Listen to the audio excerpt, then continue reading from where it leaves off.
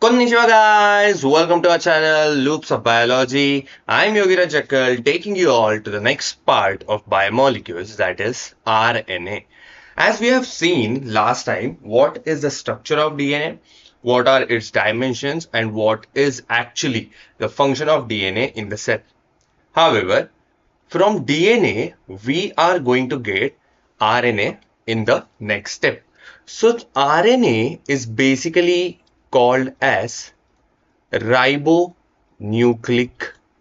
acid, and this RNA has different locations. As of we have seen that DNA is a stable nucleic acid than that of RNA. And what are actually the points behind it? So why RNA has been synthesized in the next step?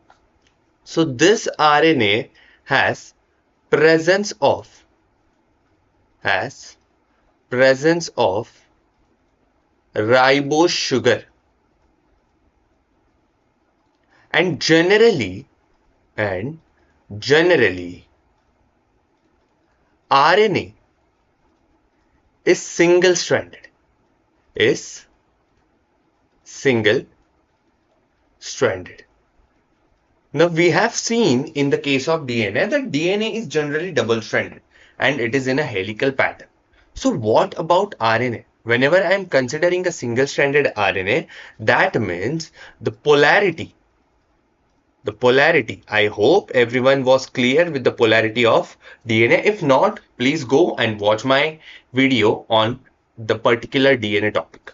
So whenever I am considering the polarity, that is going to have 5' carbon with free phosphate group, which was called as 5' end, while the 3' carbon has free hydroxyl group, which is called as my 3' end. So this polarity becomes 5' to 3' polarity. So every RNA will be having a single strand that will have a polarity from 5' to 3'. Now where is this RNA coming from inside a cell? As we know that DNA is a genetic material which is present and enclosed inside the nucleus. So this DNA is converted into your RNA. Now what is its role? Why is it converting into RNA? This process is called as transcription. This process is called as transcription, and further this RNA is leading to a formation of protein, and this is known as my translation. So this complete process from DNA to RNA to protein is known as central dogma of the molecular biology. What is it called as? Central dogma of molecular biology. You must be remembering two scientists, Watson and Crick, out of which the Francis Crick was a scientist who gave this particular theory called as central dogma. That is, the RNA which is formed inside a cell is basically a product of DNA. Whenever I am providing any input to the computer has to display the output. The output is basically a protein, but through an intermediate called as RNA. So this RNA is basically temporary inside a system which is helping for conversion of code inside a DNA into protein. So RNA acts as intermediate to convert codes of DNA into a functional form that is nothing but my protein. So at the end, my working part is nothing but your protein, but that working part has a code embedded inside the DNA in the form of genes. And these genes are basically converted into, first of all, RNA, and then this RNA will be helping for formation of protein. Is that clear, guys? So next part, if I'm considering RNA, then the RNA is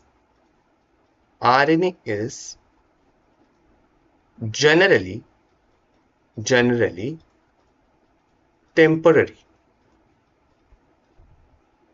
Now, what does this mean? Whenever I am considering RNA as a temporary unit, that means its degrading ability is more. So this can be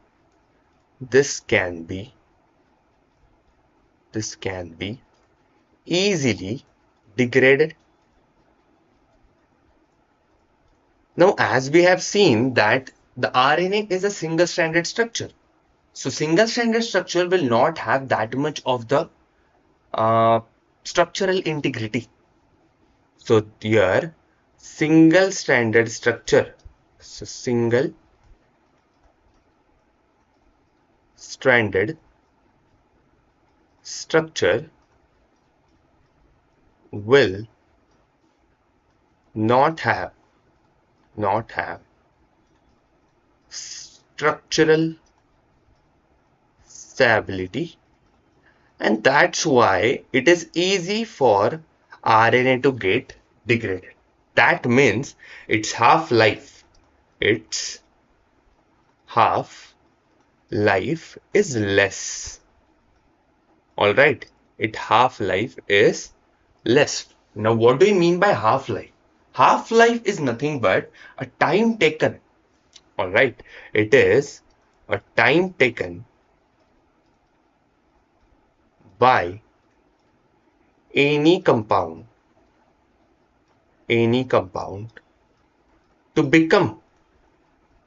to become half of its initial concentration. Whenever the compound is degraded to half of its initial concentration, if the compound was 100% and it is degraded to 50%, or it was 50% and degraded to 25%, what time has been taken by that particular compound to degrade it to half of its initial concentration is nothing but your half-life. It can be represented by T half as well. You must be studying this inside the chemical kinetics as well, even in the case of physics in radioactive compounds. Is that clear? Now, whenever I am considering DNA, the DNA was genetic material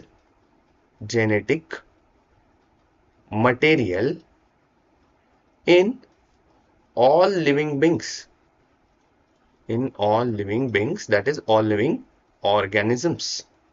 So it was genetic material in all living organisms. But whenever the RNA discovery has been take place, so this RNA discovery led to something new information, that even RNA acts as a genetic material. RNA acts as a genetic material in case of viruses. So some of the virus which are belong to a category of retroviruses are basically going to have RNA as my genetic material. So this retroviruses category was discovered by scientist Baltimore, who actually got a Nobel Prize for discovery of this retroviruses and categorizing viruses based on their genetic material. Got my point? So this retroviruses has some example called as HIV. You must be well versed with this particular virus, that is human immunodeficiency virus, which can cause a deadly disease like AIDS. Got my point? So now, whenever I am considering RNA, the RNA has uracil in the place of thymine, in the place of thymine as nitrogenous base, as nitrogenous base. So whenever the complementary base pairing has to take place, whenever the complementary base pairing has to take place, that will be A double bond U and not A double bond T in case of RNA. So in case of RNA, the thymine is replaced by uracil. Is that clear? This was your basic information of RNA. As the structure suggests, it is a single-stranded structure with a polarity from 5' to 3'. Along with that, the nitrogenous base is replaced as uracil in the place of thymine. So now coming to types of RNA. Whenever I am considering types of RNA, there are various types, but there are three basic types. So mainly, there are three basic types of RNA, and each has its own location inside a cell.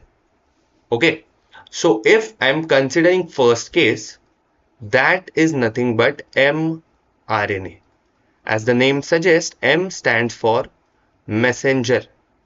So it is messenger RNA. Why is it called as messenger and all? We will be coming to every part as we are going through this particular video. So this mRNA is located inside your cytoplasm. There is going to be next case, that is rRNA. So this rRNA is nothing but my ribosomal RNA. And ribosomal RNA is present within nucleus as well as it is present inside your cytoplasm.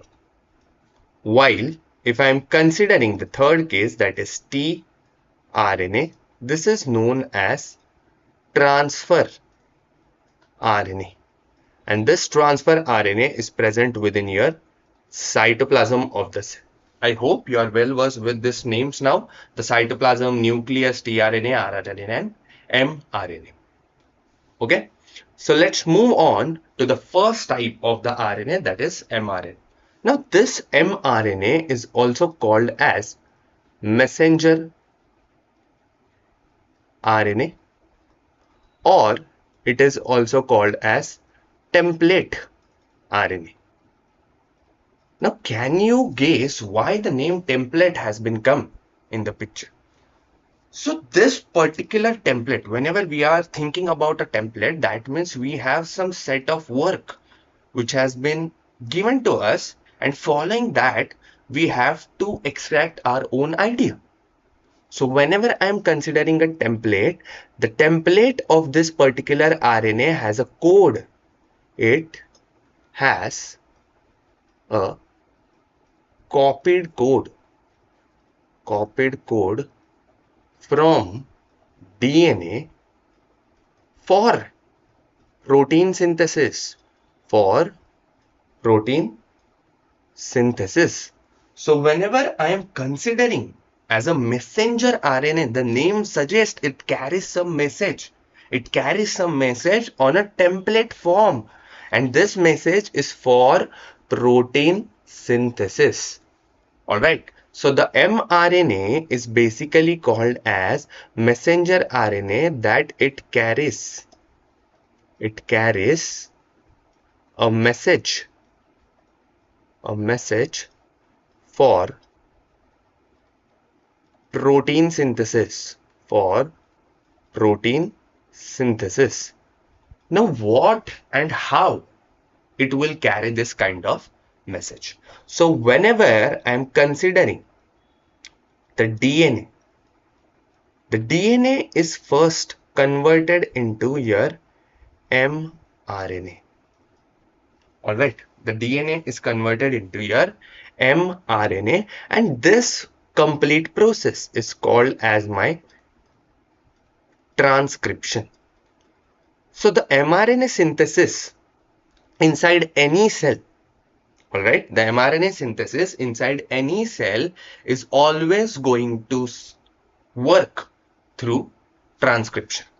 Got it?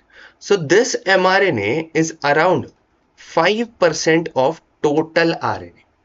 So it's very less. Out of the 100% pool, the mRNA is very, very less. That is nothing but only 5%. And why 5%? Because the protein synthesis has not to carry out. The protein synthesis has not to carry out continuously inside a cell. Alright, the mRNA or the concentration of mRNA is kept low. Now, why is it low? The first point, protein synthesis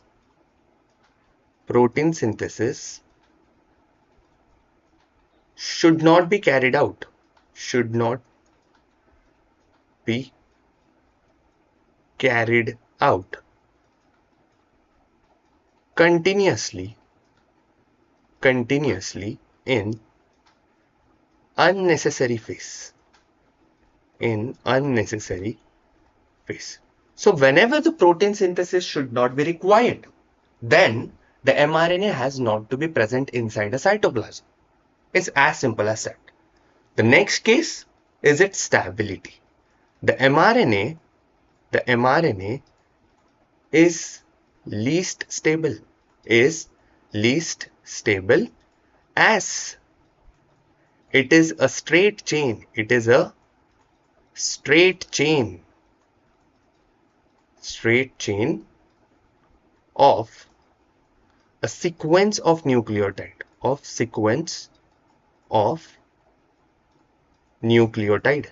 As RNA is also belonging to a category of nucleic acid, the monomer is again going to be your nucleotide itself.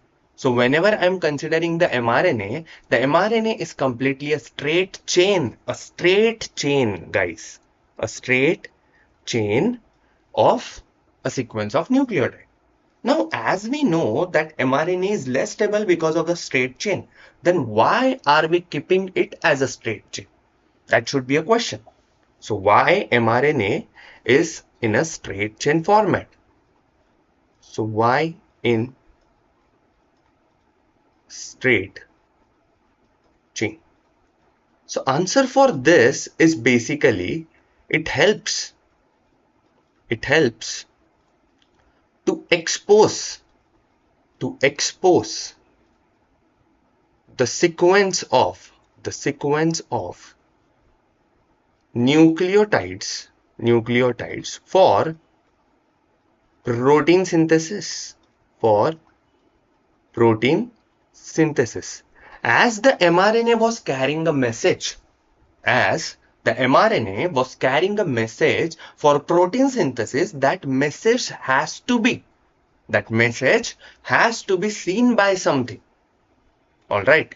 After seeing it, the protein synthesis process will start, and mRNA has its sole function for protein synthesis messages. So whenever the straight chain is kept, even though it is less stable, it is helpful for exposing the sequence of nucleotide for the protein synthesis process. So that's why the mRNA is kept as a straight chain without folding it within itself. Got my point? So whenever I am considering mRNA, the mRNA is first synthesized. The mRNA is first synthesized in nucleus. Alright, the mRNA is first synthesized inside nucleus. Whenever I am writing nucleus, that is completely based on eukaryotic cell. So whenever mRNA is first synthesized, it is inside a nucleus and then it is transported out. It is transported out in cytoplasm, where it is bound or it is recognized.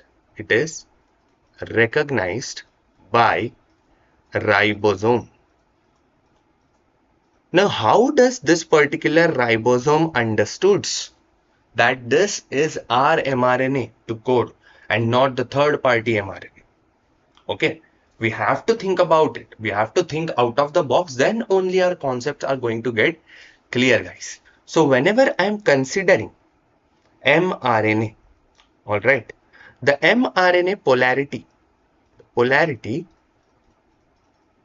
for mRNA is always 5 prime to 3 prime. The code has to be written in this particular frame itself. All right. So in this 5 prime to 3 prime, the code of protein synthesis has been fixed. Now in this particular case, a stretch of the particular mRNA or a part of particular mRNA has this code for protein synthesis. Now what is this code? The code of protein synthesis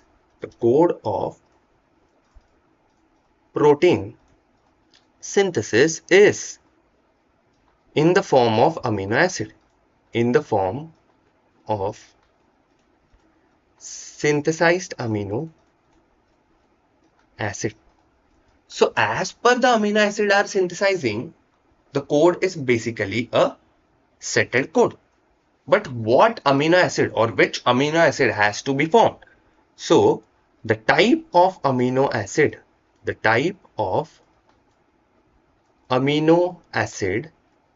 is basically decided by a group of 3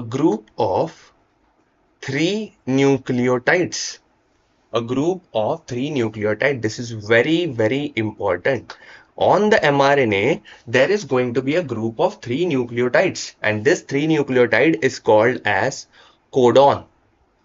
So in the form of codon, in the triplet of nucleotide, a group of 3 nucleotide is also called as triplet of 3 nucleotide. There is going to be the formation of codon, and one codon codes for one amino acid. So this is basically one codon is coding for one amino acid. So based on number of amino acid present inside a protein. So based on number of amino acid present inside a protein, the particular code has to be fixed. Got it? So the particular code, the number of codons are completely based on number of amino acid present inside one protein. Got it? So now how mRNA is recognized by ribosome. As we know that ribosome is only organelle which is helpful for the protein synthesis. But how does this particular ribosome is going to set on this particular mRNA or recognize it as its own one? So whenever the ribosome has to attach on mRNA, the upstream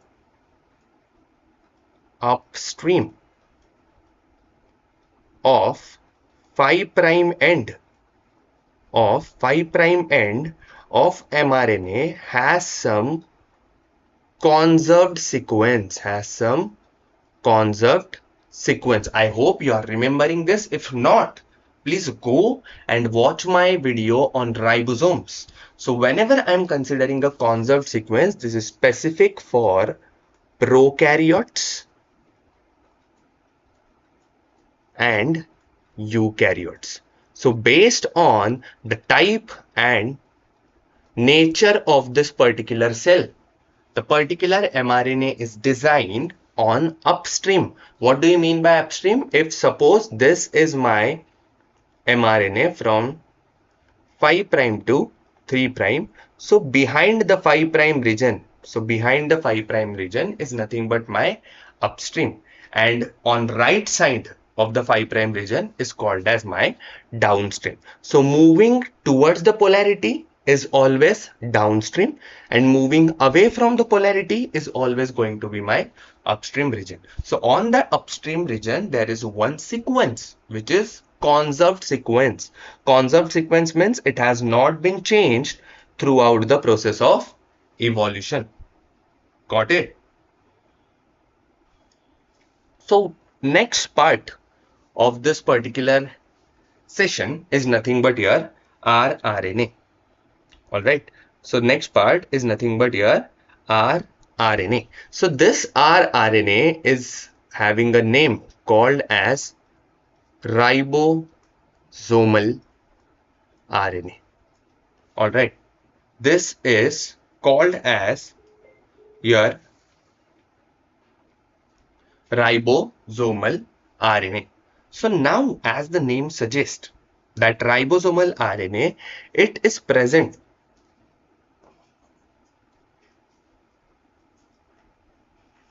it is present in the ribosome.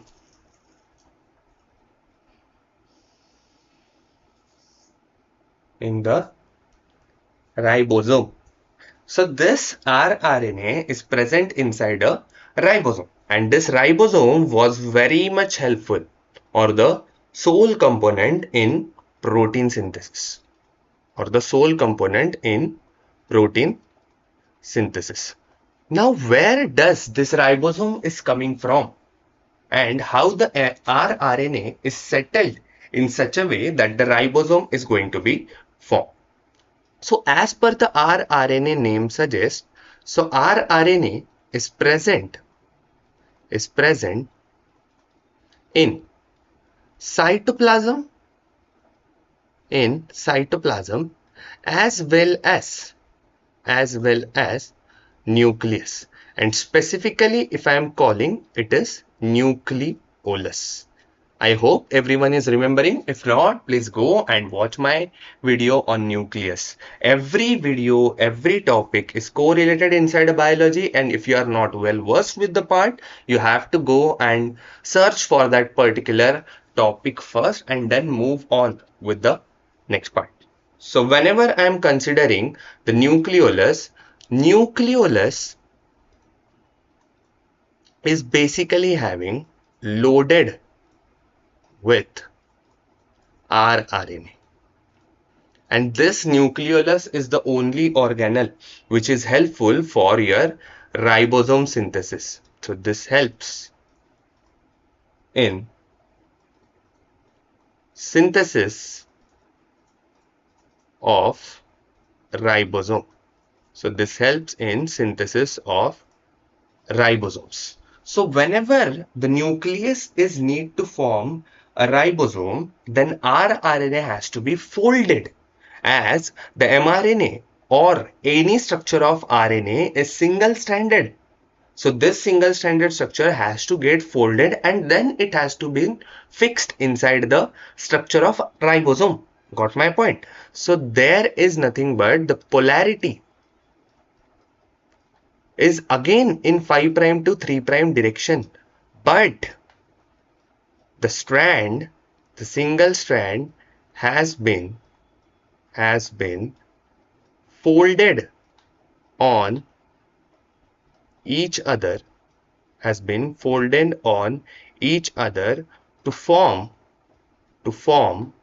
a structure of ribosome, and as the complete structure is folded on itself, the interactions will be taking place as intramolecular interactions. So the stability, intramolecular interaction. So the stability which is provided to this particular RNA is because of the intramolecular interaction itself. Got my point? There is going to be the process of hydrogen bonding taking place inside the complete structure. Is that clear? So now coming to a contribution of this particular RNA inside a complete set. So there is going to be here around 80% 80% of the complete cell's RNA is based on your rRNA. So out of 100% of the RNA, 80% is going to be your rRNA. Now why 80%? Because the ribosomes are still present inside the cytoplasm, right? And the nucleolus is still present inside the nucleus and it is non-disruptive.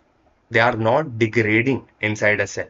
That's why most of the contribution is taking place by your rRNA as ribosome and as ribosome and nucleolus are present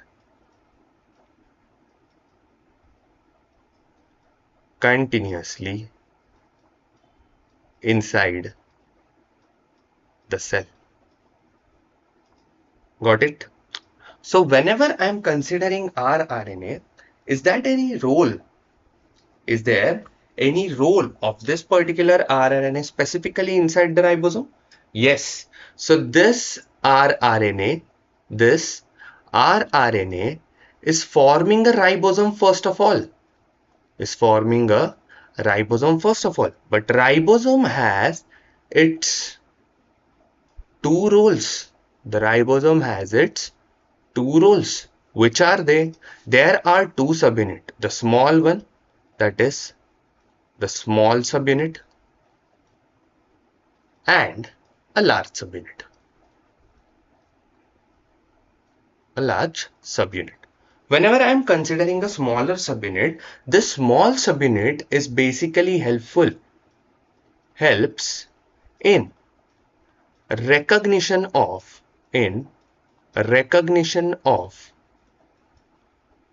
species specific mRNA. Alright, whether the mRNA is of prokaryotes or the mRNA is of eukaryote, that is completely decided by the smaller subunit of RNA. Okay, the smaller subunit contains some rRNA and this rRNA is helpful for recognition of species specific mRNA. If in case of prokaryote it is 16S rRNA, if you remember this, and in case of eukaryote it is 23S rRNA. While coming to the large subunit of ribosome, there is going to be your process that act as enzyme, guys. So in this particular case, the RNA which is present inside the ribosome allows the ribosome to act as enzyme. So in this particular case, the ribosome is acting as ribozyme. Alright, whenever the ribosome acts as enzyme, the ribosome acts as enzyme. Now, where this particular enzyme is coming from and what is its role? So, this enzyme is called as peptidyltransferase. And this activity is completely shown by the rRNA present inside your ribosome. If I am considering a large subunit in case of prokaryotic cell, there is 23S rRNA region which acts as peptidyltransferase, while in case of eukaryote there is 28S rRNA region which acts as peptidyltransferase. Now what is the role of peptidyltransferase? This helps. So peptidyltransferase helps in attachment of amino acid for formation of what? The main biomolecule for formation of protein. So whenever the protein is going to form, the amino acid has to get attached to each other through a peptide bond. And this peptide bond formation is completely governed by the peptidyltransferase. So ribosome has two functions. One is detection of mRNA. The detection of mRNA, and the next function is nothing but my protein synthesis. So this is nothing but your case of rRNA. I hope you are well cleared and well versed with this particular topic. Moving on to the next part, that is nothing but your tRNA. Now this tRNA has different names. So first of all, the name is basically called as transfer RNA, or it is called as soluble RNA, soluble RNA, or it is called as small RNA, or it is called as small RNA. So out of all the RNAs, there is a smallest RNA called as tRNA. But this tRNA is very helpful in the process of translation, as this particular RNA are cursor, they are well coordinated in their function. As the mRNA is carrying a code, this mRNA is first detected by rRNA, and then it provides a site of tRNA for attachment on mRNA. Now, what is it going to take place? Let's see. Whenever I am considering a soluble RNA, this is called as soluble RNA because it is present in a solubilized manner. It is solubilized in the cytoplasm.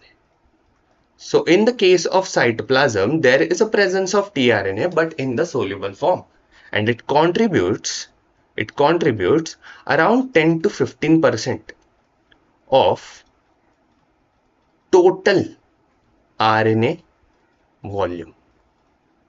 So whatever the RNA volume is there, out of which 10 to 15% is of tRNA.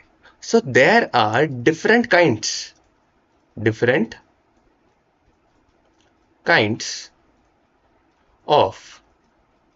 tRNA. Now, how does it going to matter what are the kinds of, or what are the types of tRNA? That is completely based on amino acid attachment.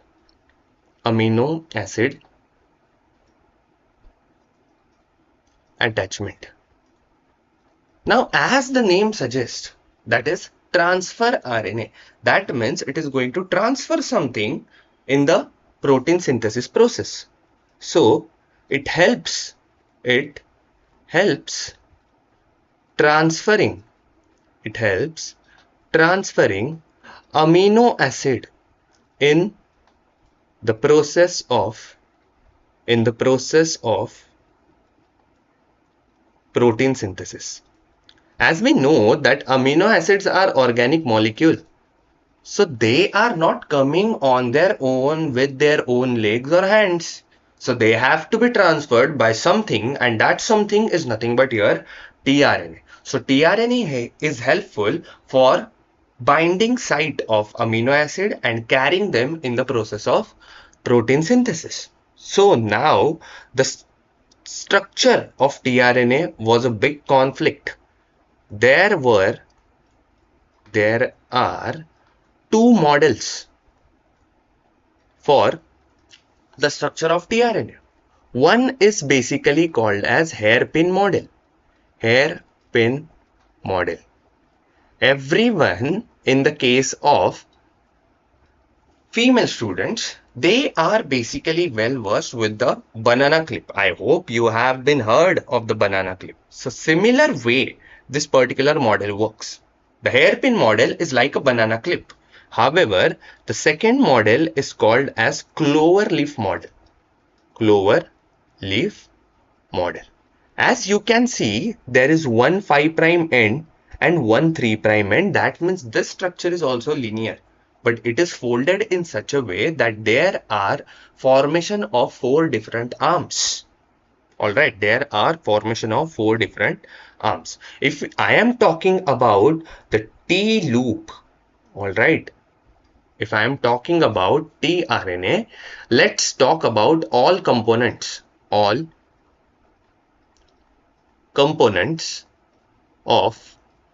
tRNA structure. The clover leaf model is highly accepted and not the hairpin model. Alright. So whenever I am considering the first case, the 5' end of the structure has a presence of nucleotide, that is guanosine monophosphate.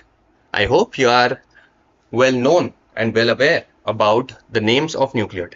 So there is a guanosine monophosphate present on the 5' end, and on the 3' end of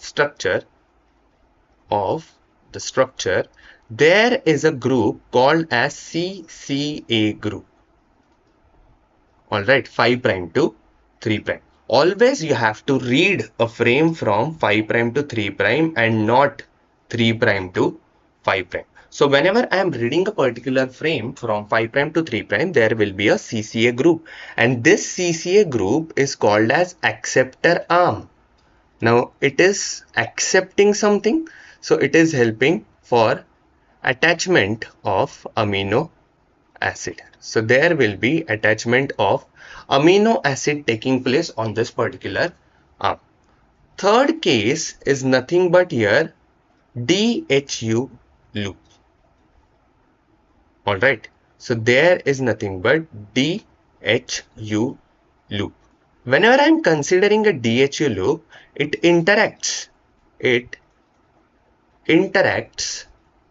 with enzyme. The enzyme is nothing but a catalyst inside a chemical process. Alright, in any chemical reaction, as the catalyst works, similar way the enzyme is going to work. We are coming to this particular part in the next session. It interacts with enzyme that helps to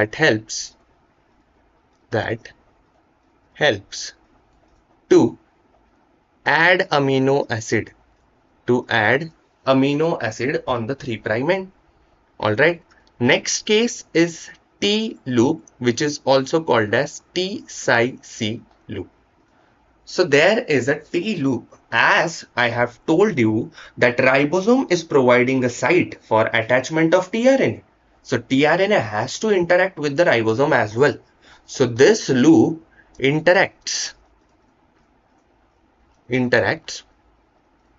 with large subunit of ribosome. So there is interaction taking place between tRNA and ribosome through T-Psi-C loop. However, now next loop is called as anticodon loop. We have came across a name called as codon. So based on a complementary sequence of codon, so this anticodon loop has complementary sequence for codon. Now the code present on mRNA has to be detected by something, and that something was nothing but here tRNA's anticodon loop. So complementary sequence of codon helps. So anticodon loop helps for decoding the code present in codon. The code present in codon for specific amino acid. Got my point? And now the sixth case, that is variable arm, or it is called as variable loop. So this arm, even scientists are not clear with the working of variable arm, but overall the majority of the community thinks that the variable arm helps. It helps in maintaining the structure of tRNA. It helps in maintaining the structure of tRNA. As every interaction, every loop, and every process has been explained by the clover leaf model, so that's why your clover leaf model was highly accepted, and it is the actually model used by all the scientists in the research of tRNA. Got my point? So this is nothing but your structure of tRNA and its explanation with all the information regarding anticodon loop, D loop, T loop, variable loop, 3' end and 5' end of the tRNA. The tRNA has again the polarity from 5' to 3'. There is no change inside of polarity and it is again a single stranded structure. Don't confuse by considering it as a double stranded structure. It is completely folded on itself to form this kind of structure which is stable in the biological system. Got my point? Is that clear? So now coming to the tRNA. So tRNA are of different types. Are of different types. It is completely based on the code detection. The code detection. Now you must be knowing why the tRNA are different. So there is code detection, that means based on the complementary sequence. Based on a complementary sequence. If suppose the mRNA has a code of 5' AUG 3', then the tRNA must be having a code of G binds with C, U binds with A in case of RNA, and A binds with U. So UAC will be your sequence on anticodon. So reading from a 5' end, it will be 5' CAU condition. Got it? So this is nothing but called as complementary sequence. So this is nothing but called as complementary sequence. So based on the code detection, the presence of nucleotides on anticodon loop has been going to be decided. So there is going to be, based on the anticodon loop, the code is detected. The code is detected on mRNA, and there will be finally transfer of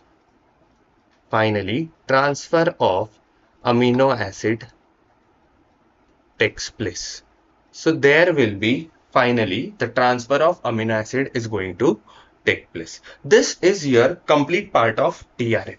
Now there are some special types of RNA. This is not a part of your syllabus, but however there are some names called as siRNA or snRNA. Inside a syllabus, I have been taking this particular part. So Si or snRNA is called as small nuclear RNA, and there is one more, that is small interfering RNA, small interfering RNA. You don't have to read much about this particular case, but let me know you that this RNA, it degrades the complete mRNA for gene expression. Whenever we have to stop a gene expression, particularly inside a cell, then this particular RNA attaches on mRNA. All right, so it forms double-stranded mRNA structure which cannot be detected by tRNA. So whenever tRNA has to detect some of the structure of mRNA, it always have to be in a single-stranded manner and not double-stranded. So whenever this siRNA is attaching on mRNA, it is forming a double-stranded structure, and that is going to lead to completely entangle a system by not detection of the mRNA by your tRNA. Next case is nothing but your miRNA. Alright. So MI is not Mumbai Indians, guys. So this is nothing but called as microRNA. The microRNA is basically it interferes with a translation process in which it is basically stopping. A function is same. In the case of first, that is siRNA, it is completely degrading the mRNA, while in case of miRNA, that is nothing but your microRNA, there is going to be silencing of a gene. Silencing of a gene. It is again a part of regulation of gene expression. So the gene is whether it has to be expressed or not. It is completely in our hand if we are forming siRNA or miRNA inside a system.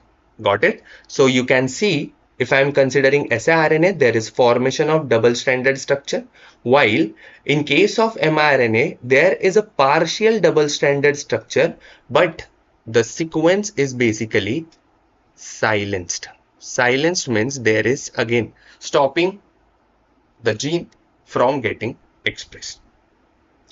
Now moving to your next part, that is nothing but your significance of nucleic acid.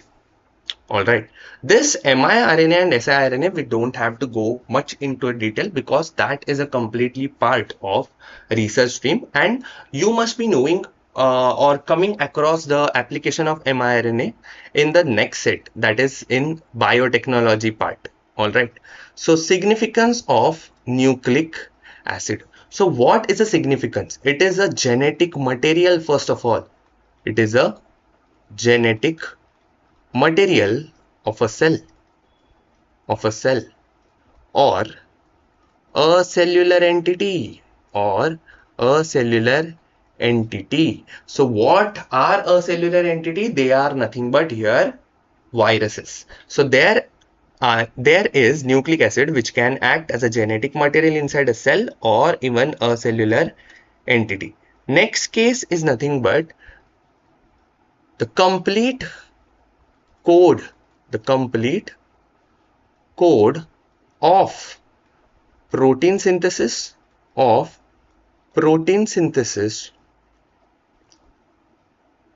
and cellular activity is loaded in nucleic acid itself. Next case, the enzyme formation, even though it is from a protein, it is completely driven by a nucleic acid. The enzyme formation is driven by nucleic acid. Even the ribosome synthesis is completely governed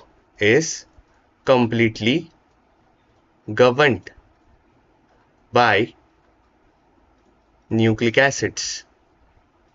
Now, is there any other role? There is one more role, that is nothing but the molecular activities of cell. The molecular activities of cell are also driven by nucleic acid, and at the end it also act as an energy source. Now next case, based on the nucleic acid sequence, this is completely extra for your knowledge and for from a point of view of application of biology. Based on the sequence of nucleic acid,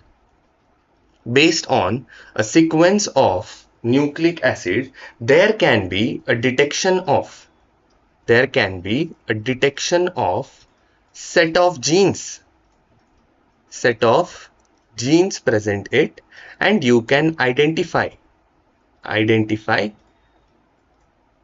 the function of genes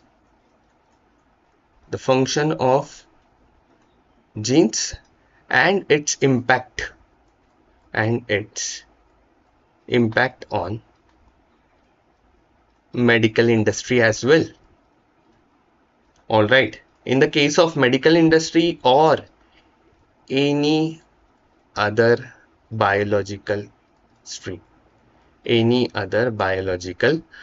you can actually use this particular impact of gene expression.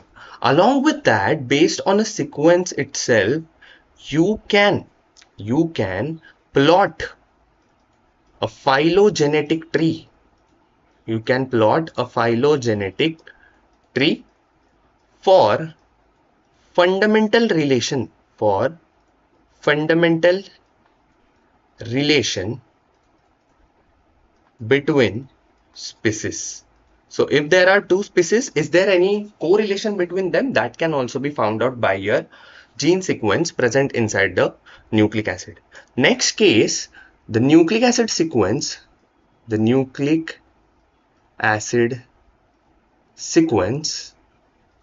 can helpful in different cases. First one, it can be used in discovering metabolic pathways.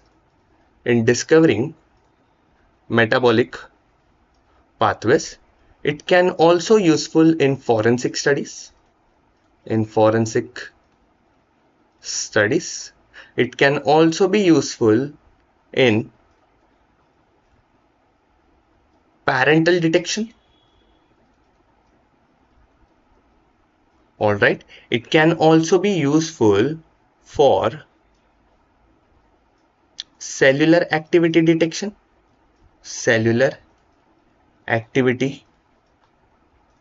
detection. And then it is also useful in gene therapies,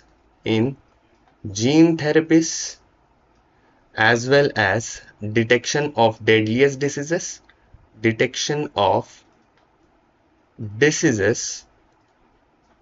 such as cancer or chromosomal diseases or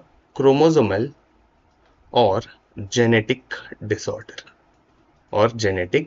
disorders. These are one of the applications and significances of nucleic acid, guys. I hope you like this particular video and understood the depth behind the nucleic acid along with the structure of DNA, RNA and their types and its application. Please show your support and love to our channel and continuously watch this particular video for the complete and better understanding. And if you are having any doubt, please write it down inside a comment box. Please do not forget to like, share and subscribe to our channel, guys. Hope you like this video. Bye bye. See you in the next set.